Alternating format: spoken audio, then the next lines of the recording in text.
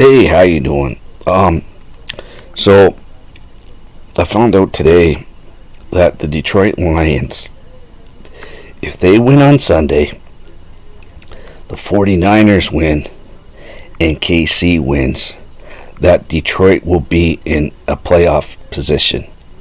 The Lions. That doesn't mean we're staying in that position. We're still probably going to have to win the last two games of the season.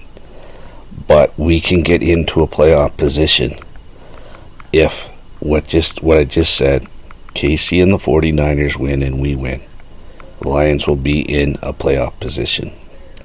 So we'll probably still have to win the last two games of the season. But wow, going into the last two games of the season, if we could be in a playoff position, that's a remarkable difference of last year and previous years. And I don't understand this talk about Dan Campbell is a candidate for Coach of the Year. No, Dan Campbell is Coach of the Year. There's nobody that any other coach in the NFL who started 1-6 and his team's now vying for a playoff position. Nobody else. Nobody. And there's no other coach that's had the adversity of starting 1-6 and basically turning it around.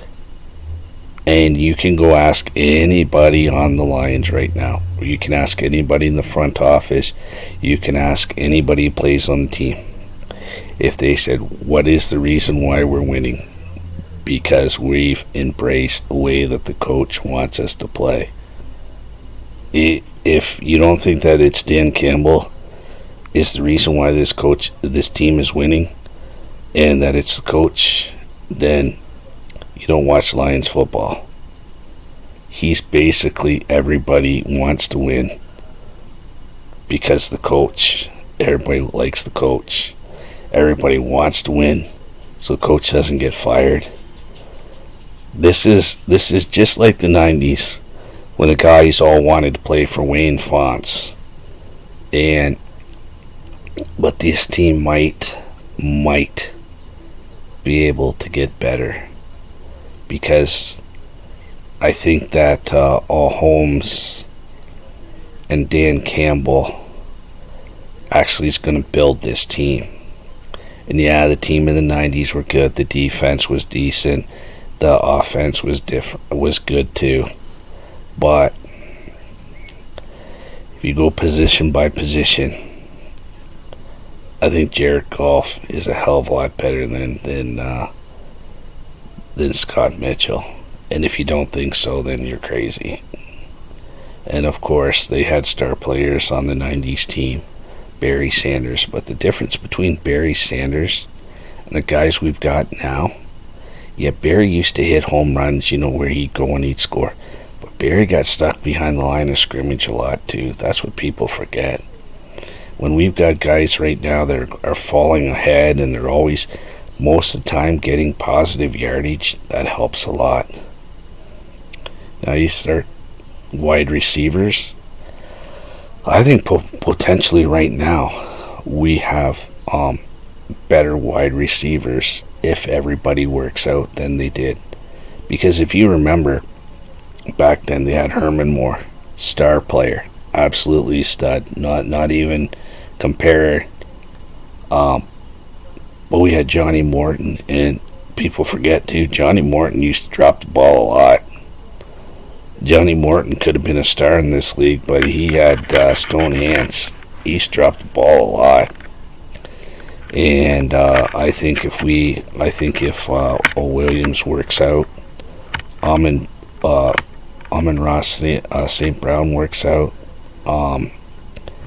and I think our wide receiver core could be better than back then. You got Hutch. He's hasn't gotten to Porsche's stature yet, but he's on the way. We had some bangers in the the 90s back there in the secondary. I think that's kind of right now, I think, is the Lions today, their Achilles heel. They had Benny Blades back there and stuff in the 90s, and I don't know if we have that guy yet, or guys in that secondary. That secondary really seems to be our Achilles heel. They just can't get off the field on third downs right now. Offensive line, our offensive line now is probably better than back then in the 90s. The reason why I'm comparing them to the 90s is that's the last time the Lions made the playoffs, or at least they had like a coach that was like Dan Campbell, and they were playing good, and that they were actually a really good team. We went to playoffs when Stafford was the quarterback, but I don't think those teams were nearly as good as the 90s teams, and I think that the team now can be better than those teams if everybody works out the way that they're supposed to. I think Williams right now is untapped potential. I think he's only going to get better if he could stay healthy and play all next year with Brown, St. Brown. He's going to be that's going to be a wild combination to have. And we've got the guys on wide receiver, the other guys that all they do is catch the ball, and that's what you want. And we don't. I don't think that we have nearly as many drops on this team as we did in the 90s. That's what people don't understand. The 90s, they were always dropping balls. Salone used to be pretty good, where he'd have a game where he'd catch and usually get a couple of catches, but he dropped the ball occasionally. Johnny Morton was terrible doing that, and it seems every guy they brought in, that name wasn't Herman Moore, and the wide receivers used to drop balls all the time in the 90s. And I don't know if it was Scott Mitchell's fault or if it was your wide receiver's fault, but they seem to have a lot of drops back then. And I just think this team has the potential to really, really be good. I don't really think that it really matters, to be honest with you. The last 3 games of the season, this team's made a turn, and I think that they're going to be, I think they'll win a game or 2 here at the end. I don't know if they'll win all 3, but I think that they have the potential to win all 3, and I think that next year they're going to have a real potential to be really good. And the thing about what people forget is Dan Campbell was the star of Hard Knocks, and players were saying, "Man, I'd love to play for that guy," and fans from other teams were saying, "Man, that guy, I'm cheering for the Lions because we hope Dan Campbell does well and stuff and all this." If there's free agents out there that if Detroit comes in and makes an offer that is similar to other people, there might be guys that come here just because they want to be coached by Dan Campbell. We'll see if that happens. But I was at the Piston game when Reggie White was contemplating if he was going to be a Lion or not. And I remember the crowd went nuts. They're chanting Reggie, Reggie, Reggie, and all this when he came in. And he said, "Man, I liked my wife really liked Wayne Fonts." And he says, "I was really contemplating coming to Detroit, but he said God told me not to." And he went to Green Bay or whatever, and they won a championship. He would have been wasted in Detroit. Probably they wouldn't have won a championship. So I guess God was right, like always.